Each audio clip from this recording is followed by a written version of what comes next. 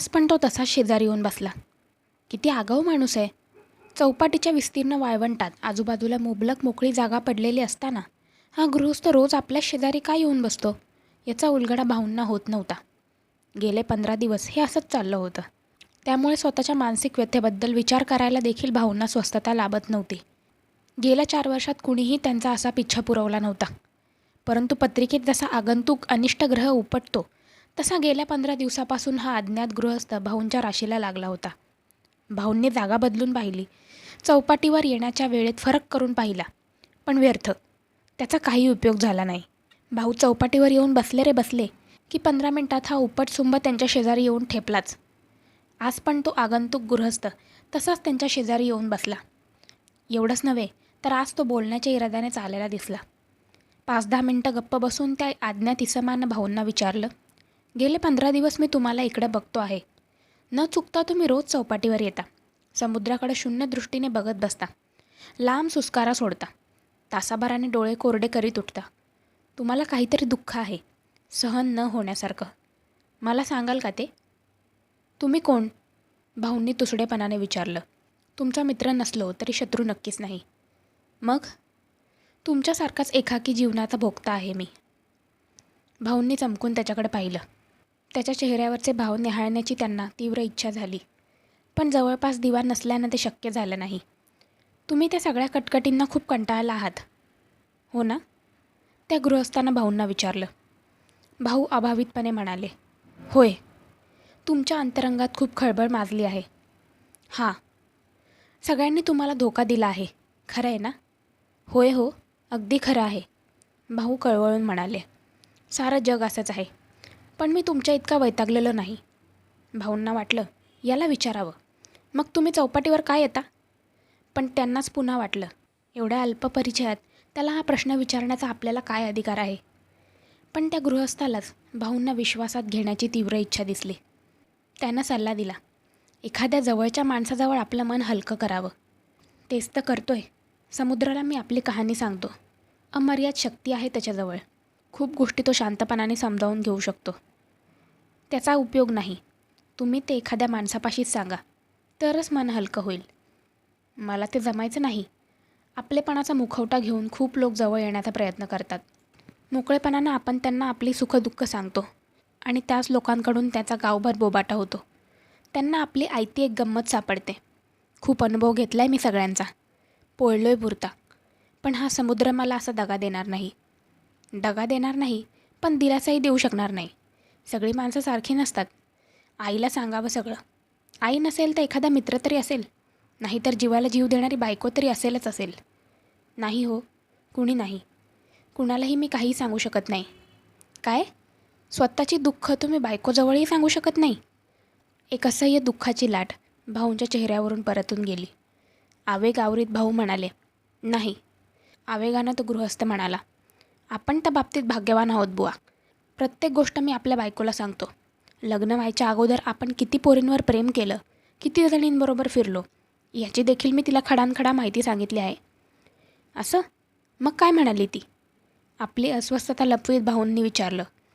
ती म्हणायची, मला कशाला सांगता तुमचं पूर्वाश्रमीचं आयुष्य? मागलं सगळं सांगून तुम्ही माझ्यावर फार मोठा विश्वास टाकता आहात. पुढच्या आयुष्यात मी त्याचा दुरुपयोग केला तर? मग मी तिला म्हणायचो, जिच्याबरोबर मला संबंध जन्म घालवायचा आहे तिच्याशी कोणत्याही बाबतीत प्रतारणा करावी असं मला वाटत नाही. भूतकाळ आठवीत भाऊ म्हणाले, मी पण असा प्रयत्न केला होता एकदा. लग्न होऊन 2 वर्ष झाली होती. एका मुलीची आणि माझी केवळ योगायोगाने ओळख झाली. खूप मनमोकळ्या स्वभावाची होती ती. मला वरचेवर फोन करू लागली. एवढंच नव्हे तर आपण पत्रव्यवहार ठेवावा अशी तिनं इच्छा प्रदर्शित केली. मला या सर्व गोष्टी बिलकुल लपवून ठेवायच्या नव्हत्या. मी बायकोला सर्व सांगितलं.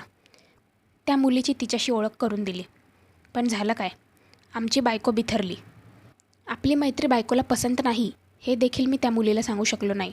कारण तुमची बायको खिलाडू वृत्तीची, मोठ्या अंतःकरणाची नाही असा शेरा तिच्या तोंडावर देण्या इतपत ती निर्भीड होती.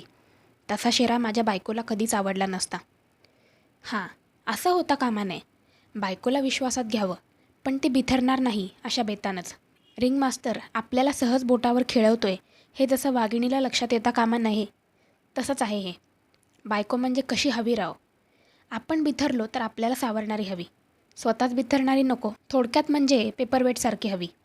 खालचे कागद फडफडतील, पण स्वतः डगमगणार नाही, चळणार नाही, नि कागदही उडू देणार नाही. भाऊंना आता त्या माणसाची मजा वाटू लागली. थोडा वेळ शांततेत गेला आणि मग पटकन त्या गृहस्थांना भाऊंना विचारलं, तुमचा प्रेमविवाह का? हो. मग बरोबर आहे. काय? हेच. प्रेम ही अशी चमत्कारिक चीज आहे की फसलं की गुन्हा आणि साधलं की वैताग. माझाही प्रेमविवाह आणि तुमचाही प्रेमविवाह.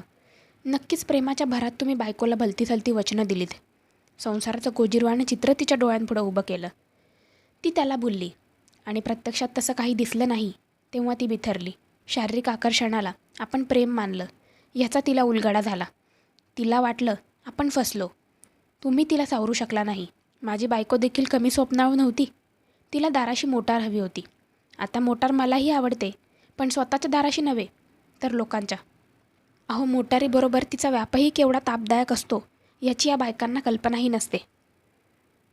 मी तिला समजावलं, हे बघ, आपण मोटर घ्यायची आणि मारे धुरळा उडवीत रस्त्यावरनं भरधाव जायचं. लोकांनी आपल्याकडे बडी माणसं म्हणून टवकारून बघायचं. हे काही फारसं सुखाचं नाही. मोटार घेऊन देखील आपण हमखास सुखी होऊ अशातला काही भाग नाही. निदान मानसिक स्वास्थ्य लाभेल अशी खात्री नाही. त्यापेक्षा मला वाटतं संध्याकाळच्या सुमारास आपण शांतपणे रस्त्याच्या कडेनं चाललो आहोत. भूतकाळातल्या आठवणींचा फुलोरा नजरेसमोर आणतो आहोत. भविष्यकाळाची स्वप्न रंगवतो आहोत. असंख्य ओळखीची माणसं पावलापावलांवर भेटतात. सुखदुःखाची देवाणघेवाण करतात. जीवनाची अवघड वाटचाल सोपी करतात. हे चित्र तुला विलोभनीय वाटतं की कुणाचीही पर्वा न करता कसं तरी जगत असलेल्या लोकांच्या अंगावर धुरळा उडवीत मारे बेफाम वेगानं आपण पुढं निघून जायचं हे बरं वाटतं? आणि काय सांगू महाराजा, बायकोचा विचार पालटला आणि आता जेव्हा तिला मोटारीची गरज भासेनाशी झाली तेव्हा मी मोटार घेतली. We are quite happy. मजा आहे. भाऊंना वाटलं, खरंच अशा तऱ्हेचा विचार आपण कधीच करू शकलो नाही. न राहून त्यांनी विचारलं, खरं? खरं म्हणजे त्यात अशक्य काय आहे? पण आपल्यासारख्यांचं काय होतं?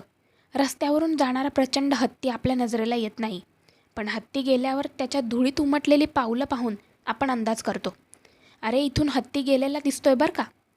तसंच आहे हे. आपल्याला अशी अनुमानं काढायची फार खोड असते. दुसरा एखाद्याचं प्रत्यक्ष कार्य संपवून तो त्यावरून सिद्धांत मांडण्यापर्यंत मजल मारतो. तरी आपण नुसती अनुमानच काढीत बसतो. पण हरकत नाही, अजून वेळ गेलेली नाही. अजून प्रयत्न करा. नाही हो, आता फार उशीर झाला आहे. वेळ टळून गेली आहे.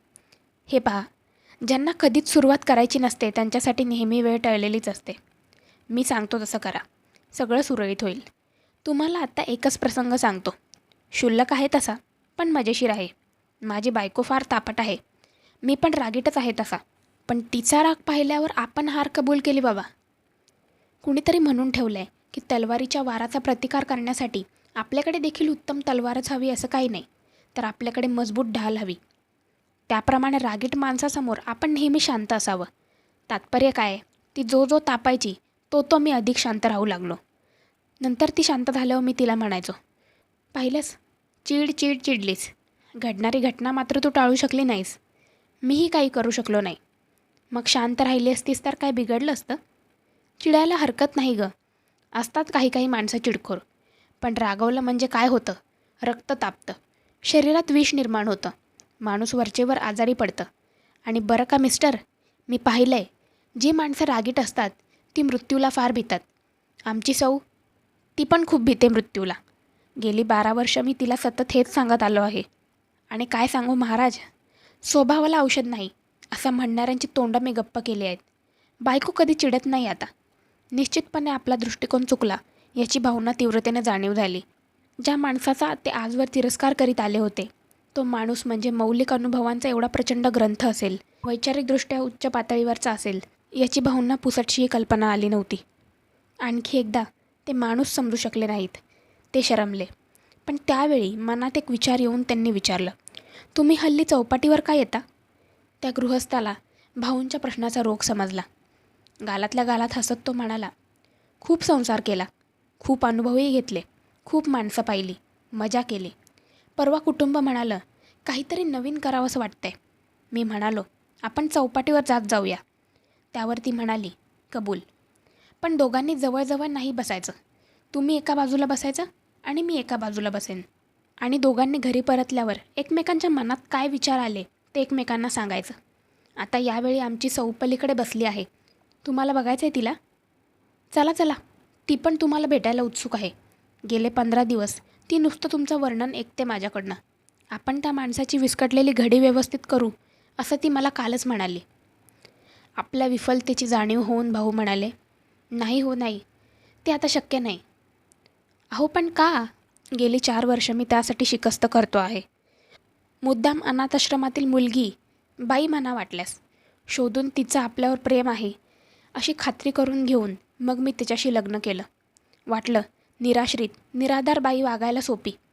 ती आपल्या मर्जीबाहेर जाणार नाही, आपल्याला छळणार नाही. भाऊ सुस्कार सोडीत म्हणाले, काय? अनाथाश्रमातील? Simply striking. असे ओरडून तो गृहस्थ समुद्राच्या दिशेने जोरात पळत गेला. असमंतातल्या काळोखात तो बुडून गेला. तो गेला त्या दिशेने भाऊ अचंब्यानं बघत राहिले. तोच मागून एक आवाज आला. काय सांगत होता तो? भाऊंनी चमकून मागे वळून पाहिलं. मागं एक पोलीस उभा होता. त्यांना पुन्हा विचारलं, काय सांगत होता तो तुम्हाला? संसारातील सुखदुःख सांगत होता बिचारा. हवालदार मोठ्यांदा हसत सुटला. भाऊ त्याच्याकडे पाहतच राहिले. अहो साहेब, तो माणूस वेडा आहे, हवालदारानं खुलासा केला. भाऊ ताडकन उठून उभे राहत म्हणाले, वेडा? शक्यच नाही. किती मार्मिक अनुभव सांगत होता तो. होय, तेवढा एकच विषय त्याच्याजवळ असा आहे की त्यावर तो प्राध्यापकापेक्षा चांगलं बोलतो. तरी पण तो वेडा आहे, म्हणून तर मला पाहताच पळून गेला. पण त्याला वेड लागण्याचं कारण तरी काय? तुम्हाला माहीत नाही? त्याला फार मोठा धक्का बसला आहे. त्याची बायको 4 वर्षापूर्वी त्याला टाकून पळून गेली. त्याच्या विक्षिप्तपणाला ती कंटाळली होती आणि अखेर तिनं याला टाकून दिलं. आम्ही तिला अनाथाश्रमात पोचवले. अन खुद्द भाऊ वेड्यासारखे त्या पोलिसाच्या तोंडाकडे पाहत राहिले.